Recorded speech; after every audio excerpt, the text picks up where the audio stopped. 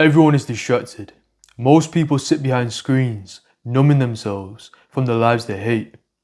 Other people chase a new body or more money to escape the same thing. I've done both. Entertainment and food were my drug. And that led me to weighing 120 kg and still feeling empty. So I locked in. I replaced comfort with pain, lost 50 kg and started winning. On the outside, everything had changed, but inside, I still felt the same. That's when I realized there's different levels of distraction. So most people know that scrolling is a distraction. Some think girls are a distraction, but few ever realize that chasing money, status, and productivity are a distraction as well. With all of those things, you're trying to escape the same thing: emptiness, the void of existing. Screens, success, and even spirituality are all the same escape, just on different levels. The first level of distraction is avoidance, and we're all familiar with that. It looks like food and entertainment, porn and scrolling. On the surface, when you actually start thinking about it, you think it's life that you're trying to escape. But what you're actually trying to escape is the emotion, the fear, regret, and boredom. But then you realize that hiding doesn't change anything. Then you upgrade to the second level of distraction, which is ambition. You go on the gym grind, start hustling and building. You're still running away from life, just towards one that looks a little better. But again, it's not life that you're trying to escape, it's the emotion. But the emotions have changed. Now it's anxiety, impatience, and frustration. And you think getting to your goals will solve all your problems. But again, it doesn't. All you've started doing here is numbing yourself with progress instead of porn. Then you get to the third level of distraction, which is alignment. You realize that chasing doesn't bring you peace, which is what we're all after.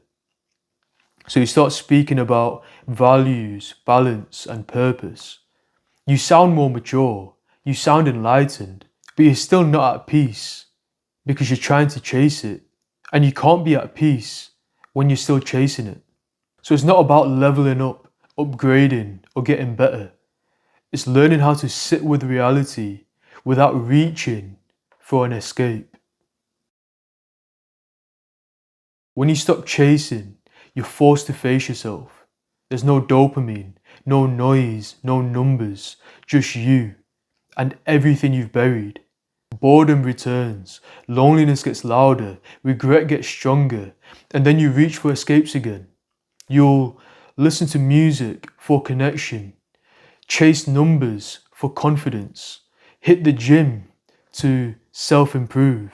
But you have to resist, because it's on the other side of all that, of forcing yourself to face yourself, where you'll ever find stillness.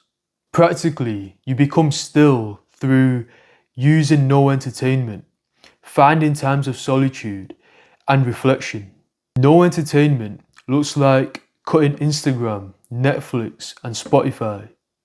By silencing your environment, you silence your mind. Finding times for solitude means literally scheduling at least an hour a day to sit by yourself, completely alone. And as you do that consistently, you'll find that loneliness is just an illusion. Reflection means relentlessly questioning yourself. Ask yourself why you think the things you do, why you do the things you do. That's how you break behavior patterns. You catch yourself in the thought before it spirals into action. After doing those three things consistently, you'll start to find moments of stillness where you're at peace, your mind is empty, and you're grounded in the present. When you're finally still, you don't chase, you don't react. But that doesn't mean you do nothing. So you used to chase dopamine to numb emotion. You chase success out of ego. When you're still, you don't chase at all. Emotion and ego are still there. You're aware of them, but they don't drive you anymore. That's when you start to ask yourself, what now? So, what you found here is clarity. Something people never find, or if they do, it's in their 50s, 60s, and 70s when they're forced to reflect. But you're still young. You have time, energy, and something to give. And this is a position of strength, because now you can start moving with intention instead of impulse. You train hard and eat clean, not to look good, but because it's your responsibility. Allowing yourself to get unhealthy is just selfish.